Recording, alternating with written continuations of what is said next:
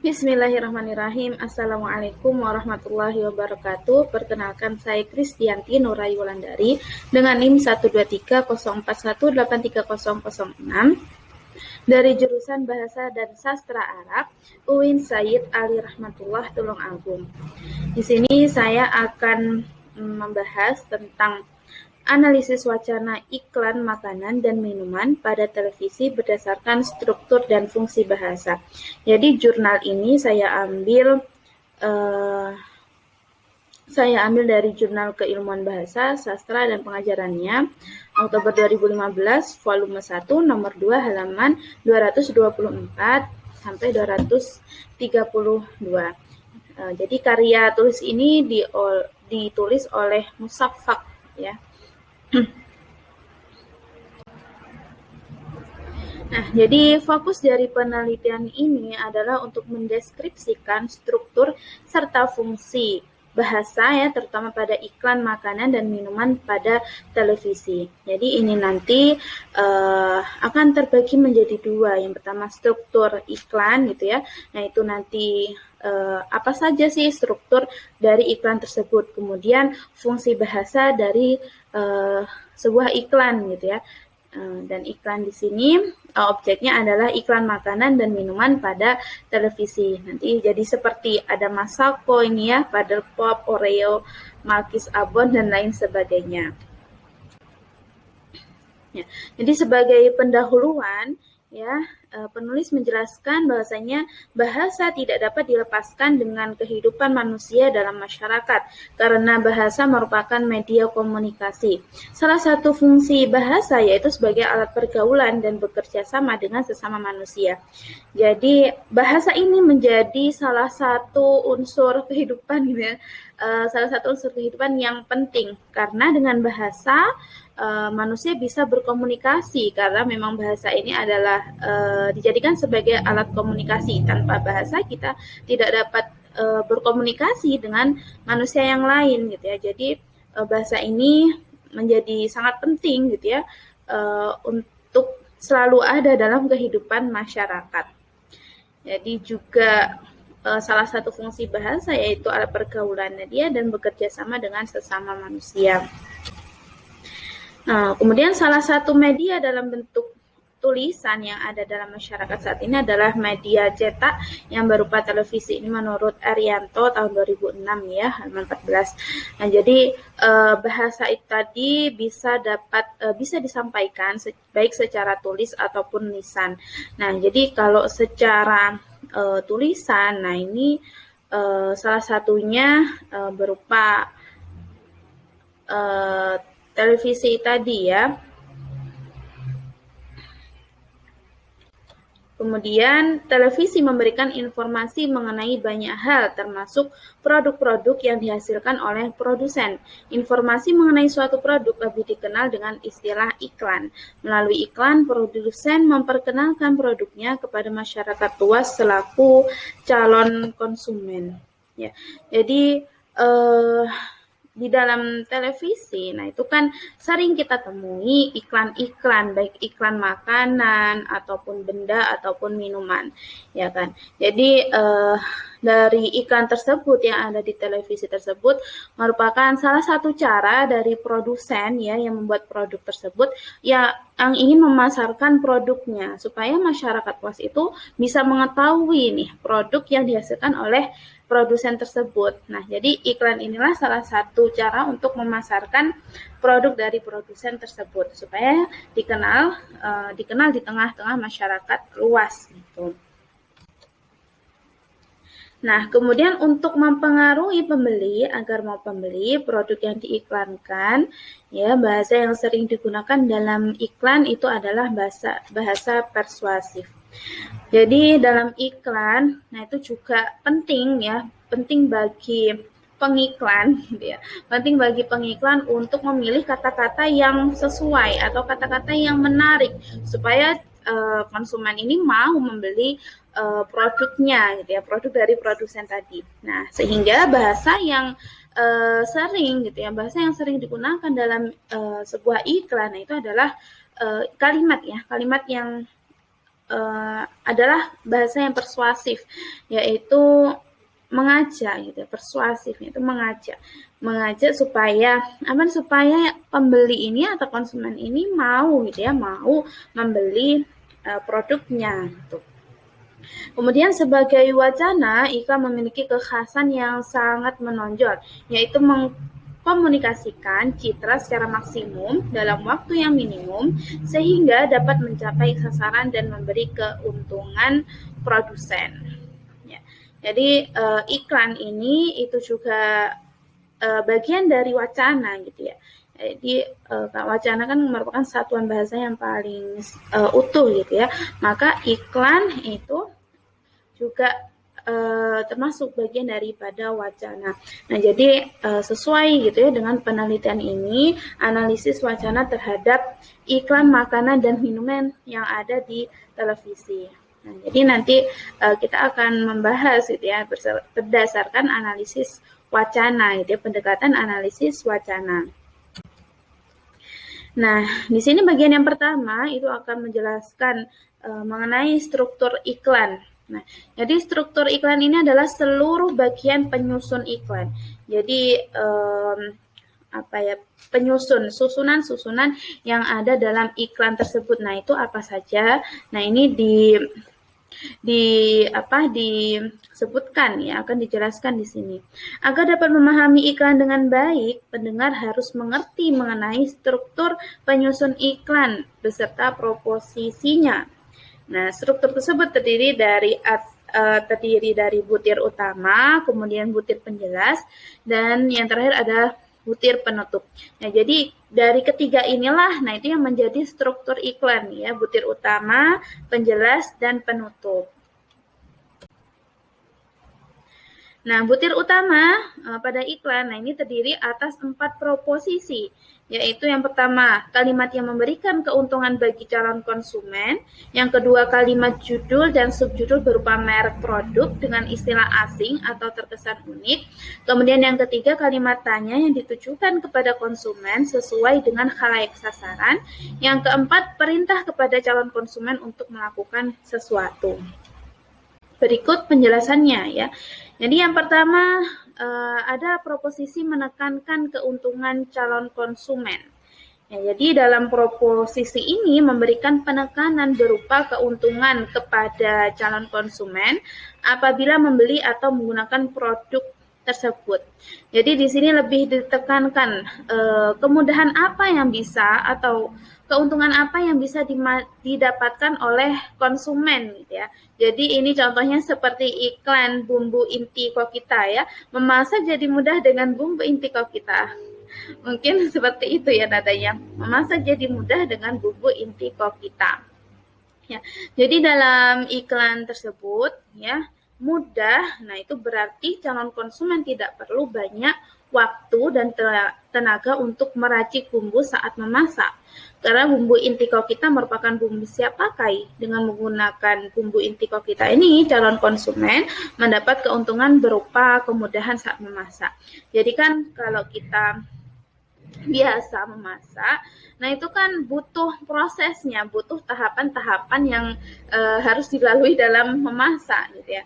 Misalnya harus menyiapkan bawang merah gitu kan, kemudian bawang putih, cabai, kalau mau menggunakan kunyit pakai kunyit atau ketumbar dan lain sebagainya. Nah, itu kan harus dilewati proses tersebut gitu kan, harus menyiapkan bumbu-bumbunya, kemudian menyiapkan air misalnya, kemudian menyiapkan sayurannya gitu kan. Nah, tapi di sini dari bumbu inti Kokita ini, karena bumbu ini adalah bumbu yang siap pakai, maka para ibu ya kan, para ibu-ibu di rumah itu lebih dimudahkan dengan adanya bumbu inti Kokita ini gitu ya. Jadi memasak itu jadi lebih mudah karena langsung pakai bumbu yang siap pakai tadi. Jadi tidak perlu mencari bawang merah gitu ya, bawang merah, bawang putih dan lain sebagainya. Nah, jadi inilah keuntungan atau kemudahan yang bisa didapatkan oleh konsumen apabila membeli bumbu inti Kokita gitu. Nah, kedua yaitu proposisi yang membangkitkan rasa ingin tahu calon konsumen.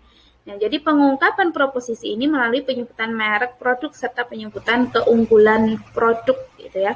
Jadi contohnya di sini ada Saori Saus Teriyaki, kemudian Mayumi atau mayones Yummy, kemudian ada Nissin wafer bersama lebih berasa. Ya, jadi ini ya membangkitkan rasa ingin tahu. Contohnya Saori Saus Teriyaki tadi.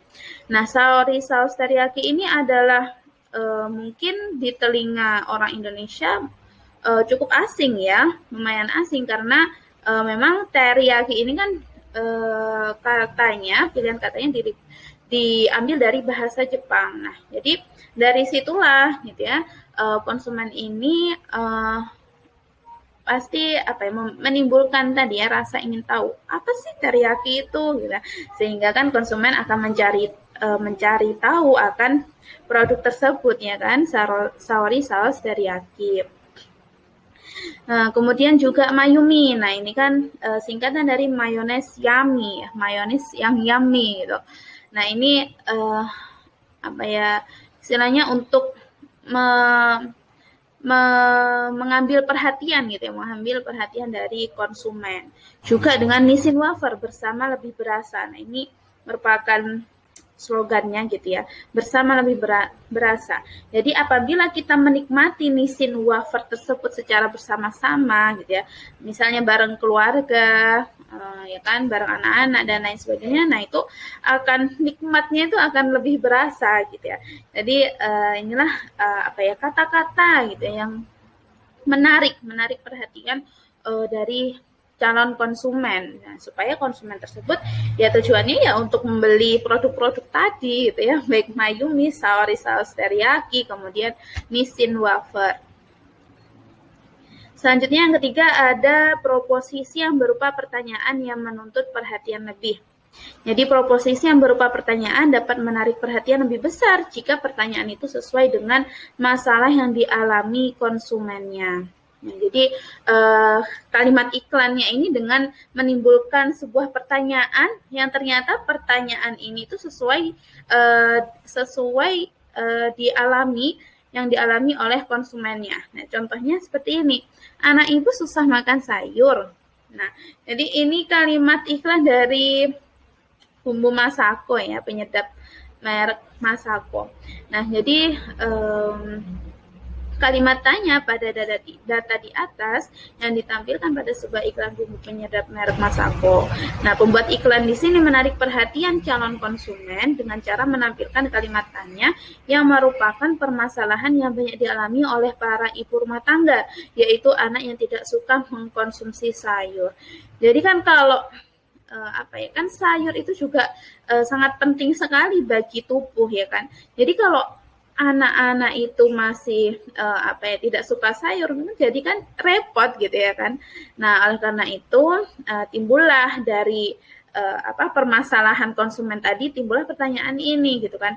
Anak ibu susah makan sayur. Nah, kemudian kalau jawaban dari konsumennya itu iya, maka produsen gitu kan, nah itu memberikan solusi, yaitu apa, dengan memakai bumbu penyedap merek Masako ini gitu kan, supaya lebih sedap gitu kan dalam memasak sayur dan lain sebagainya. Jadi anak itu nantinya akan suka sayur. Nah, ini merupakan salah satu solusi supaya anak itu bisa terbiasa makan sayur gitu ya, suka terhadap sayur gitu. Jadi ibu-ibu itu nggak repot lagi gitu ya ketika menghadapi anak-anak yang tidak suka makan sayur. Kemudian yang keempat ada proposisi yang memberikan komando atau perintah kepada calon konsumen. Komando atau perintah untuk melaksanakan kegiatan tertentu sehubungan dengan produk yang diiklankan tentu harus bersifat positif. Ya, jadi di sini memberikan perintah ya, istilahnya komando kepada calon konsumen tadi. Contohnya, ayo datang dan ciptakan kebersamaan keluarga sejuta momen seru bersama Oreo gitu ya. Kemudian ada ayo bantu paddle pop lawan Shadow Master. Kemudian yang terakhir nutrisi, seimbangkan nutrisinya, dukung aktivitasnya.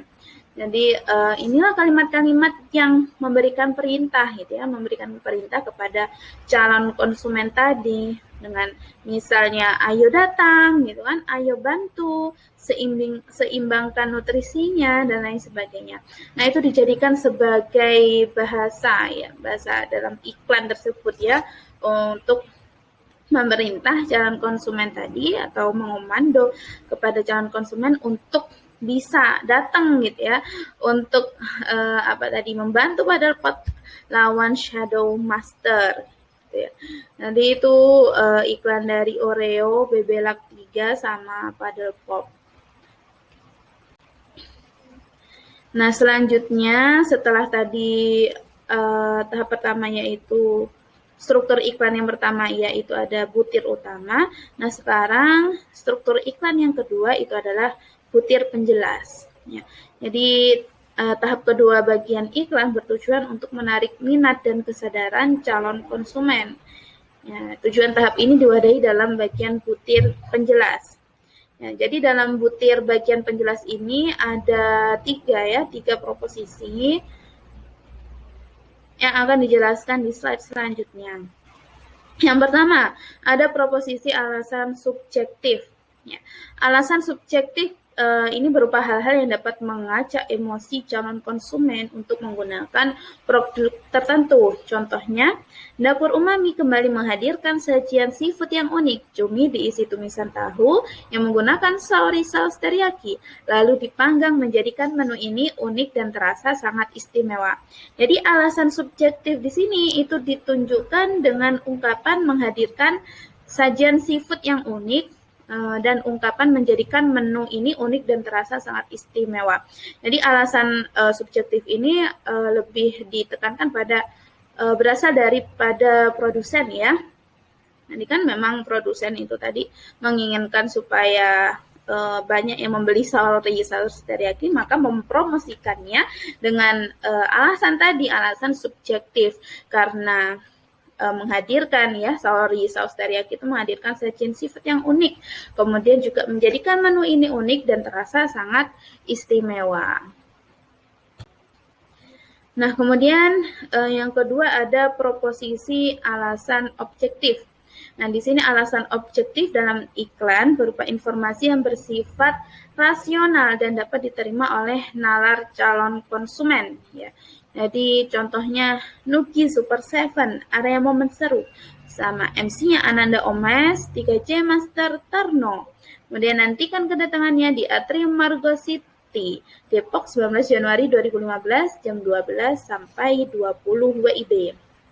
Ya, jadi ini merupakan iklan dari sebuah acara ya. Acara tersebut merupakan salah satu upaya promosi dari produk Oreo. Ya, jadi Oreo lagi gitu ya. Untuk dapat mengikuti acara, calon pengunjung harus membeli Oreo. Ya, alasan objektif yang disampaikan iklan pada data di atas yakni acara ini akan mendatangkan artis-artis terkenal gitu ya seperti Nuki, kemudian Super 7, 3C, Master Tarno. Nah, dan acara di sini itu dipandu oleh Ananda Omas gitu ya. Serta disediakan area momen seru yang merupakan arena permainan bagi pengunjung. Apabila calon konsumen datang dalam acara ini, maka akan bertemu dengan sejumlah artis yang telah disebutkan. Selain itu, calon konsumen juga dapat bermain di arena permainan yang telah disediakan. Ya, jadi ini yang merupakan proposisi dari alasan objektif ya, yang lebih bersifat rasional dan dapat diterima oleh nalar dari calon konsumen. Kemudian yang ketiga, nah itu ada proposisi campuran alasan objektif dan subjektif. Jadi proposisinya ini campuran gitu ya, campuran dari alasan objektif dan subjektif. Ya, jadi contohnya ada, tahukah Bunda, si kecil memiliki caranya sendiri untuk belajar. Ia juga perlu konsentrasi yang baik untuk mendukung proses belajarnya. Konsumsi gula tambahan tidak berlebih bisa memberikan si kecil energi stabil untuk membantunya berkonsentrasi saat belajar. enam esensial dengan nutrisi baik untuk mendukung pertumbuhan si kecil seperti omega 3 dan omega 6, lipida kompleks, fos, dan inulin kini disempurnakan dengan formula tanpa gula tambahan. Karena kami mengerti masa pertumbuhan adalah saat penting untuk belajar si kecil. Ya, jadi di sini alasan subjektifnya itu ditunjukkan pada kalimat konsumsi gula tambahan tidak berlebih bisa memberikan si kecil energi stabil dan untuk membantunya berkonsentrasi saat belajar. Juga ditunjukkan pada kalimat karena kami mengerti masa pertumbuhan adalah saat penting untuk belajar si kecil. Nah, itu merupakan alasan subjektif gitu ya, alasan yang diberikan oleh pengiklan gitu ya. Nah, kemudian untuk alasan objektifnya itu ditunjukkan pada kalimat enam esensial dengan nutrisi baik untuk mendukung pertumbuhan si kecil seperti omega 3, 6, kemudian lipida kompleks, fos, dan inulin kini disempurnakan dengan formula tanpa gula tambahan. Nah, ini merupakan alasan objektif gitu ya yang bisa diterima oleh nalar dari konsumen tadi ya, karena ya memang mengandung omega 3, kemudian 6, lipida kompleks, dan lain sebagainya. Nah, jadi itulah contoh dari proposisi campuran alasan objektif dan subjektif. Kemudian yang terakhir yaitu butir penutup. Ya. Jadi butir penutup iklan itu dimanfaatkan sebagai pemacu konsumen agar segera bertindak sesuai dengan tujuan iklan. Butir penutup iklan produk makanan dan minuman pada televisi dikembangkan dengan pola pengembangan teknik keras, kemudian teknik lunak, kemudian campuran teknik keras dan lunak. Jadi dalam butir penutup ini yaitu juga terdapat 3 gitu ya. 3 pola pengembangan. Yang pertama, yaitu pengembangan dengan teknik keras. Ya, jadi pengembangan butir penutup iklan dengan menggunakan teknik keras adalah apabila pengiklan menuntut calon konsumen untuk bertindak cepat. Ya, jadi habis kalimatnya, nah itu di konsumen ini disuruh untuk bertindak dengan cepat, gitu ya. Nah, teknik ini dimaksudkan untuk mempengaruhi konsumen agar tidak menunda tindakan. Jadi ya memang harus cepat beli gitu kan. Nah, ini contohnya, ayo coba. Nah, Anda yang tertarik dengan mie yang berkualitas seperti Indomaret Hot Chicken Noodle ini, segeralah mendapatkannya di supermarketnya. Jadi segeralah mendapatkannya di supermarket. Tuh. Jadi contohnya seperti itu ya, dengan pengembangan dengan teknik keras. Yang kedua, pengembangan dengan teknik lunak. Ya, pengembangan bagian penutup iklan dengan teknik lunak bertujuan mengubah tindakan calon konsumen yang tidak mendesak sifatnya. Cara ini digunakan agar calon konsumen mengingat nama suatu produk dan diharapkan membeli pada kesempatan berikutnya. Ya, jadi kayak ketika kalimat tadi sering disampaikan kepada konsumen, nah itu kan konsumen akan selalu mengingatnya gitu ya. Misalnya apapun makanannya, minumannya pasti teh botol sosro kayak gitu kan. Nah, ini contoh yang lainnya bisa dapatkan di sini. Gurihnya kelapa asli, hangatkan suasana. Nah, ini kan iklannya Roma gitu ya. Kemudian ada Bimoli, kesempurnaan minyak goreng. Kemudian anak-anak pasti lahap menyantap siomay ala ibunda tercinta. Juga mungkin contoh lain dari Aqua itu ya. Nah, itu kan sering sekali kalimat-kalimat seperti itu disampaikan oleh pengiklan. Nah, supaya tujuannya ini mengingatkan kembali gitu ya, mengingatkan calon konsumen tadi nama suatu produk. Oh, ini pasti kalau dengar ini teringatnya Roma kelapa atau yang lain. Nah, jadi ini menggunakan pengembangan dengan teknik lunak. Kemudian yang ketiga, pengembangan dengan campuran. Dengan teknik campuran ya. Jadi campuran antara teknik keras dan lunak. Nah, ini contohnya seperti ini. Penasaran? Segera dapatkan bumbu inti ini di supermarket. Terdapat bonus resep pada setiap botolnya. Ya. Jadi dalam data di atas merupakan bagian penutup iklan produk bumbu inti Kokita. Pesan yang disampaikan oleh bagian penutup iklan ditujukan kepada calon konsumen yang penasaran dengan bumbu inti Kokita. Kemudian mengajak untuk segera membeli bumbu inti kita di supermarket. Daya tarik lain terdapat pada kalimat terakhir yang menyatakan terdapat bonus resep pada setiap botol. Ya, jadi itu ya contoh dari pengembangan dengan teknik keras dan teknik campurannya dengan teknik keras dan lunak. Ya, sekarang kita lanjut membahas tentang fungsi bahasa ya, setelah kita tadi membahas tentang struktur iklan ya, struktur bahasa pada iklan. Nah, jadi fungsi bahasa di sini ada 3 gitu ya. Yang pertama ada fungsi informatif ya. Jadi fungsi informatif ini informasi yang disajikan dalam iklan produk makanan dan minuman dapat berupa informasi mengenai rasa, bahan, keunggulan, kandungan, manfaat sebuah produk serta menginformasikan produk baru ya. Jadi contohnya ada Roma Abon banget. Jadi kan Roma itu telah mengeluarkan berbagai produk ya, macam-macam produk. Malkis yang dari apa ya? Malkis itu kan yang Malkis itu kan juga banyak sekali gitu kan rasa-rasanya, ada Malkis coklat, abon, kelapa gitu ya dan lain sebagainya, lain itu banyak.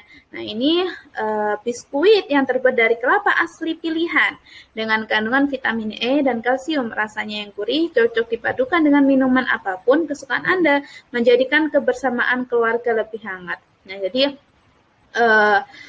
fungsi dari bahasa ini tadi ya mengenalkan gitu ya, menginformasikan terkait rasanya ya kan, rasa yang gurih, terus kemudian terbuat dari kelapa asli pilihan, kemudian mengandung vitamin E dan lain sebagainya. Nah, ini termasuk dari fungsi informatif, bahasa yang sebagai fungsi informatif.